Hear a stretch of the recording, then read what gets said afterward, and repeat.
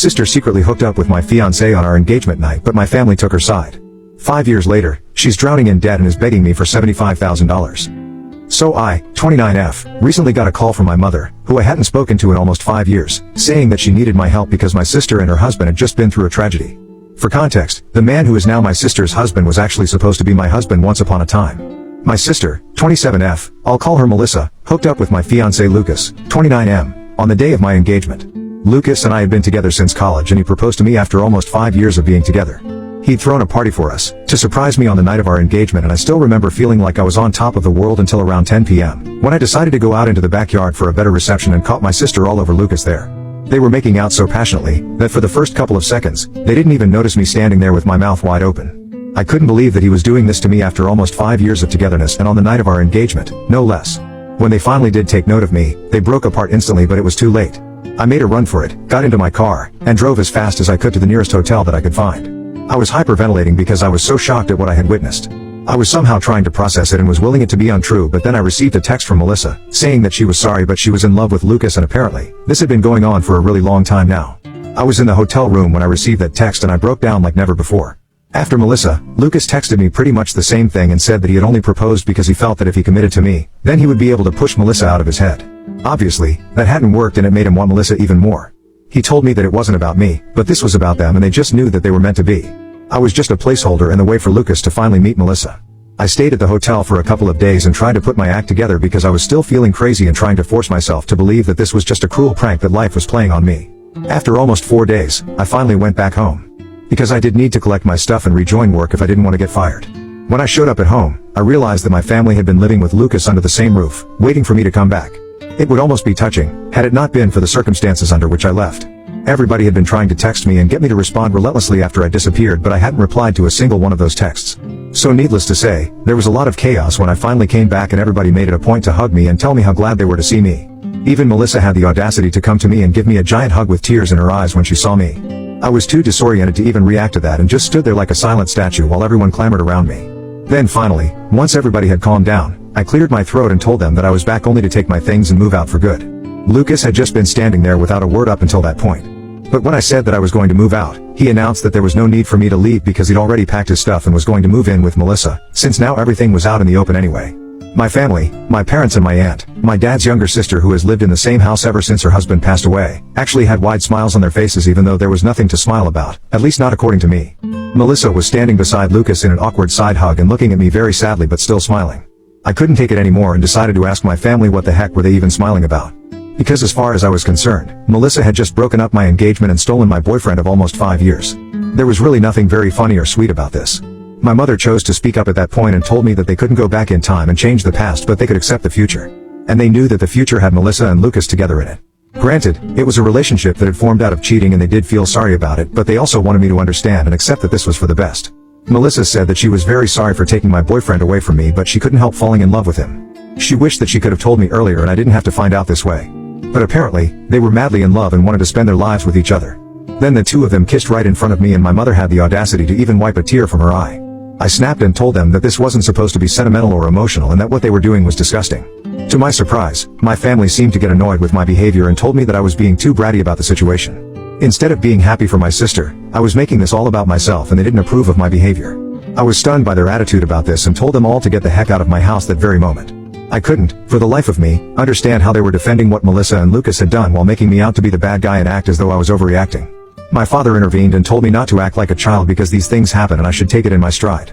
He wanted me to celebrate that my sister had finally found her soulmate, instead of being jealous of her. They were literally all acting insane and I couldn't deal with it anymore, so I just said screw it, went into my room, packed some of my things, and left yet again without even speaking to them or waiting to hear them out even as they called out my name and told me not to go. I really didn't have anything left to say to them because it was very clear to me that they cared more about Melissa and her happiness than about me, or even about what was right and wrong. They were so caught up in trying to justify what Melissa had done, that they completely forgot that I was also a human being, with real feelings as well. After that day, my family tried to contact me several times but I never responded to them because I didn't think that I owed it to them. A couple of weeks later, I even received an invitation to Melissa and Lucas' wedding which I declined, obviously. All the common friends that Lucas and I had also declined the wedding invitation in solidarity with me. And even a couple of relatives who knew the truth refused to interact with my family after they learned how they had treated me in the aftermath of the party. It's been 5 years and I've pretty much cut them out of my life entirely. They occasionally tried to weasel their way back into my life by wishing me on my birthday or New Year, but I always ignored them. I never even blocked any of them, even though I did remove them from my following and friend lists. But since I have a public account, they could see what I was up to. Which is what I wanted. I wanted them to see, and I wanted them to know that I was leading a fabulous life and keep burning with jealousy. It was petty, but it was the least I could do after how they screwed me over. And up until recently, I barely even had a clue of what they've been up to in the last couple of years. My mother called me about 4 days ago from a number that I didn't have saved. When I answered the call and realized that it was my mom on the other end, I immediately tried to hang up, but she begged me desperately for one chance to talk to me because apparently, they were in dire need of help. And I agreed to talk to her for just a couple of minutes, but only because she sounded so upset and my humanity didn't allow me to turn my back on her at that moment. She told me that Melissa and Lucas had started a business of their own a couple of years ago, but it was failing badly and their investors were all backing out because they were failing to make any profit at all. So they borrowed more money, but even that didn't help their business, and now, they were neck deep in debt and the loan sharks were all after them. They were being hounded by everyone from their employees to their investors and the people they had borrowed money from. My mother knew that I lived a luxurious lifestyle and could afford to help them out, so she had turned to me as a last resort and was begging me to help them out by loaning them some money so they could pay off their debts. And it was no small amount either that she was asking me for. It was almost $75,000 that she wanted me to give her so she could help Melissa and Lucas out. I asked her why wasn't Melissa calling me if she needed help, and why was she making my mother speak to me on her behalf. So my mother told me that Melissa and Lucas didn't even know that she was coming to me for help, as they had given her strict instructions not to approach me. Because I guess we all still remember exactly what happened 5 years ago. Melissa didn't want me to know any of this and wasn't ready to take help from me, but my mother didn't know anybody else who would have that kind of money and would give it to them at the drop of a hat. A couple of months had already passed and Melissa and Lucas were struggling to even put food on the table. My parents were helping them all they could, and even Lucas' family were trying to give them all that they possibly could, but it was just not enough. And even they had to be able to support themselves in the future. So it was impossible for them to just give away all the money that they'd saved over the years. Especially because most of my family was retired and so were Lucas' parents. And that's why my mother, with no other options left, had called me to request me for help. Now, I could afford to help them out. But I really didn't want to. Melissa was right for not contacting me to ask for help. They'd lost the right to make any demands from me the day that they cheated on me. I told my mother that I couldn't help them, and even if I could, I wouldn't. My mother sounded very upset and told me that I was being cruel and that I needed to think about my family. I told her that Melissa and Lucas hadn't thought about me when they had that affair, and neither did my family think about me while they were supporting the two of them. So right now there was no need for me to think about them either. I'd worked hard to get to the position where I am today, and I wasn't about to just go and drop $75,000 on two people who didn't even deserve it. My mother then began to cry on the phone and told me that she had never expected me to grow up to be so selfish, and claimed that my sister and her husband would end up in big trouble if I didn't help them out. I said that it was just too bad, but I couldn't help them. And then I hung up. Since then, my mother has been sending me several texts every hour, begging me to reconsider and think about my sister for once. She said that this was not the time for petty revenge and that the trouble that Melissa was in was very serious, so if I didn't help her now, I really would regret it in the future. She's being crazy, and I don't understand what to say to her because I don't want to feel like the bad guy here either. AITA for not helping my sister out financially after she stole my fiance 5 years ago? Update 1. So I finally blocked my family. I hadn't done that earlier because A, I wanted them to see what I was up to and feel jealous of me. And B, because I thought that cutting them off entirely could be something that I would regret, in case something bad were to happen to them, but I don't really care now. I should have removed them 5 years ago. I don't understand why I even kept them around for so long. That is what was petty of me. Refusing to help my sister out now isn't petty, it's just the logical thing to do. They'd already wasted tons and tons of money, and I'm sure that even if I give them the money right now, they won't be able to repay it. And $75,000 is a pretty big amount, so I might be well off, but that doesn't mean I can just drop that sort of money and not expect it back. If this was a close friend of mine who I was helping, I still would expect that money back. And here, these are neither people who are close to me nor my loved ones, nor can I expect them to pay me back. So there's really no reason for me to help them out. It's as simple as that. I told a couple of my friends about this too, to get their opinion on it, and they agreed that I'd done the right thing by refusing to give them the money. Not even out of a feeling of revenge, but mostly because it was completely impractical and stupid to even expect me to help them when they were the ones who had screwed me over in the past. But anyway, my mother is blocked now and she can't contact me to guilt trip me anymore, so I have nothing to worry about. Update 2. Hi, guys. So something really big happened today. I was at work when I received a call from my neighbor, saying that there was a couple outside of my house who were screaming for me to come out and talk to them. My neighbor told me that they seemed pretty crazy and had been screaming at the door for about an hour, refusing to leave. I asked her for a description of them, but in my heart, I already knew who it was. She told me how they looked, and it just confirmed that I was indeed going to run into Melissa and Lucas when I got back home. My neighbor told me that I needed to come back and deal with this because she didn't think that these two were up to any good. And I agreed when it was Melissa and Lucas that we were talking about, they could never be up to any good. So I thanked her and started driving back home immediately because I couldn't risk them getting into my house at any cost. I got there in about 15 minutes, luckily, and caught them in the act of trying to break into my house by picking the lock on my door. I pulled up in front of my house and asked them what the hell they thought they were doing.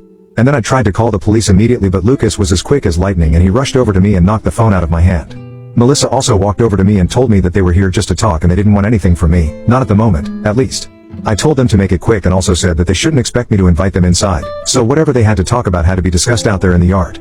They seemed to be okay with that, which was a relief because I really didn't think that it would be a good idea to invite those two inside close quarters. They already seemed pretty hostile, so I didn't know what to expect since they'd said they didn't want anything from me. Melissa started talking and told me that our mother had told her about that phone call and how I'd ignored the subsequent texts from her and then even blocked them all. She told me that the way I was behaving was very unfair and that it had been 5 years since then, so I should really be over it by now. Instead, I was resorting to such silly and dramatic acts just to get a little bit of attention from my family. She said that she'd felt very insulted because of how I had refused to help them, and that's what she was here to talk to me about. She said that she'd been able to arrange the money for now, but there was a very strong chance that she might need more in the future. And because she'd sold their house and all their jewelry to get the money this time, she obviously couldn't do that again. And so she had to know that she could fall back on me and rely on me for help when she needed it. I told her that no, she couldn't and she must not count on me at all under any circumstances because I hate her and her husband with a passion. I was so angry that I also told her that it was taking me a lot of restraint to not hit her at the moment, so it would be in their best interest to just leave.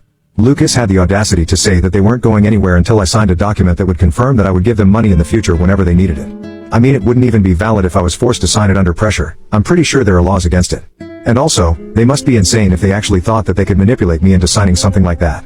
I told both of them to get the hell out and Melissa pushed me, saying that I had to help them because apparently, I owe this to them since they were family and I couldn't just run away from my responsibilities like this.